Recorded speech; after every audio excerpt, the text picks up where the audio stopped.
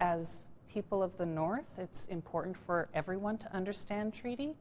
For the first time since its signing 100 years ago, the original Treaty 11 document is back in the North. It's on display at the Prince of Wales Northern Heritage Centre in Yellowknife, now until mid-October. Stored at a controlled temperature and humidity level, the historic documents on loan from the Library and Archives Canada in Ottawa. Territorial archivist Erin Suliak says it took months of planning to get here. Treaty 11 is an agreement between the Crown and Indigenous governments. And so as such, it was the Crown that held the copy, the original copy, and that's generally the case.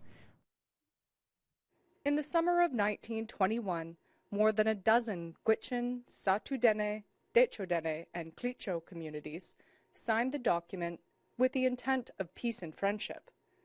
But the federal government used treaty as a colonization tool to gain access to oil in Norman Wells.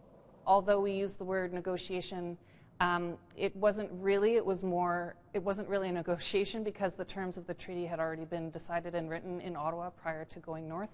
But it was the negotiation with the Indigenous peoples to determine whether or not they would take the articles of the treaty. Due to its fragility, each week a page will be turned for public viewing. We wanted to be able to show every single page that the treaty is a part of. But as Suliak explains, a mock recreation booklet of treaty is available for guests to browse and see for themselves how 1921 marked the beginning of a fraught relationship. It's reflected in there, that strange disconnect between what actually is in the North and what Ottawa was looking to do. You know, here, if any Indians being desirous of following agricultural pursuits, such Indians shall receive such assistance as is deemed necessary for that purpose. Suliak says the exhibit feedback has been positive, especially from signatory descendants. Seeing the treaty helps me reflect on my roles and responsibility in this partnership.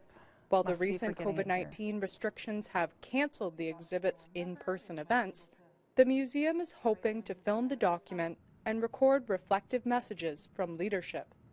Charlotte Mort-Jacobs, APTN National News, Yellowknife.